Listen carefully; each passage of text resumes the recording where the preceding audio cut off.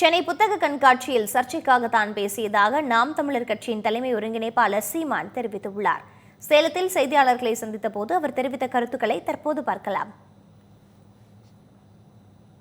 நாம் ஏறி மேடையில பேசி இவ்வளவு பிரச்சனை கூட ஆகல, இந்த கண்டனம் கூட வரலைன்னா நான் எதுக்கு அரை நாள் செலவழிச்சிட்டு போய் மேடையில் ஏறி பேசணும்? சேகரா சொல்றல, வினை ஆற்றாத வீணுங்கிறான். பேசினா ஒரு பிரச்சனை உருவாகணும், ஒரு பிரளயம் ஒரு கலகம் ஏற்படணும். இல்லைன்னு சும்மா போய் நான் எதுக்கு போய் பேசணும்? அது வேற யாராவது பேசணும். நாம் ஏறி மேடையில பேசி இவ்வளவு பிரச்சனை கூட ஆகல, இந்த கண்டனம் கூட வரலைன்னா நான் எதுக்கு அரை நாள் செலவழிச்சிட்டு போய் மேடையில் ஏறி பேசணும்? சேகரா சொல்றல, வினை ஆற்றாத வீணுங்கிறான். பேசினா ஒரு பிரச்சனை உருவாகணும், ஒரு பிரளயம் ஒரு கலகம் ஏற்படணும். இல்லைன்னு சும்மா போய் நான் எதுக்கு போய் பேசணும்? அது வேற யாராவது பேசணும். அப்ப நான் இப்படி பேசட்டா?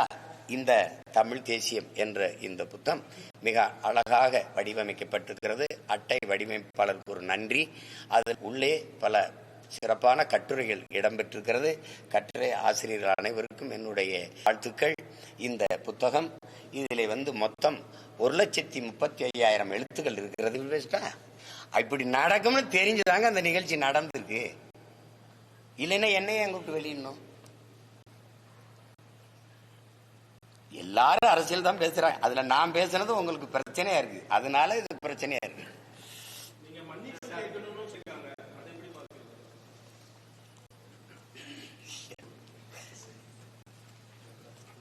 சரி, ஏதோ அவங்க ஆசைக்கு கேங்க. இதெல்லாம் மன்னிப்பு கேட்கிற ஆளா நான்? என்ன தவறு இருக்குன்னு சொல்லுங்க. மன்னிப்பு கேட்குறது எதுக்கு? தமிழ் தாய் வாழ்த்துக்கா?